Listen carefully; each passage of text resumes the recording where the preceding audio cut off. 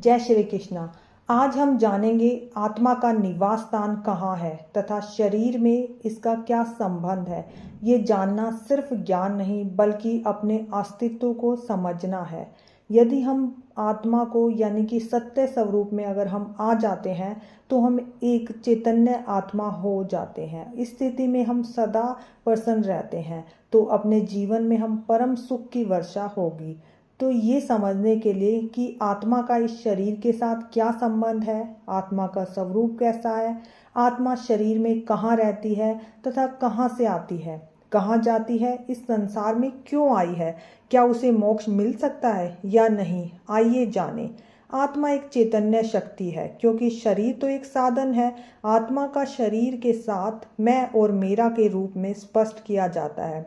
जैसे कहते हैं यह मेरा शरीर है, मैं शरीर तो नहीं कहते, उसी तरह मेरा हाथ कहा जाता है, मैं हाथ तो नहीं कहते। जिस प्रकार किसी व्यक्ति के हाथ में चाकू है तो चाकू को नहीं पता कि सब्जी काटनी है या किसी का गला काटना है, चाकू निर्णय नहीं कर सकता।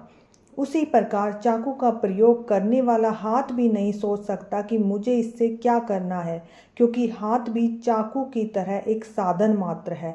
सोचने वाली शक्ति, निर्णय करने वाली शक्ति तो एक आत्मा ही है। आत्मा एक अति सूक्ष्म बिंदु स्वरूप है, इसलिए इसे एक ज्योति की तरह देखा जाता है। आत्मा का निवास स्थान कहाँ है? कई लोग मानते हैं कि आत्मा हृदय में रहती है और शास्त्रों के अनुसार भी हृदय में आत्मा का निवास स्थान माना जाता है। परंतु जब ऑपरेशन करके हृदय प्रत्यारोपण किया जाता है तो सवाल उठता है कि उस वक्त आत्मा कहाँ रहती है। आत्मा सारे शरीर में भ्रमण करती है या एक ही व्यक्ति के एक स्थान पर एक समय में रहती है।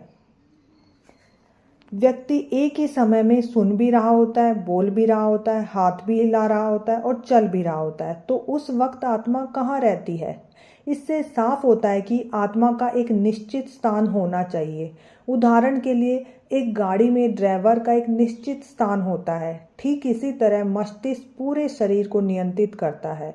अतः आत्मा भी मस्तिष्क एवं स्नायु तंत्र के द्वारा शरीर की सभी कर्मेंद्रियां और ज्ञानेंद्रियां पर नियंत्रण रखती है। मेडिकल साइंस भी कहती है कि आत्मा मस्तिष्क में रहती है। इसलिए जब व्यक्ति भाग्य की बात करता है तो अपना हाथ हमेशा अपने माथे पर रखता है या फेरता है।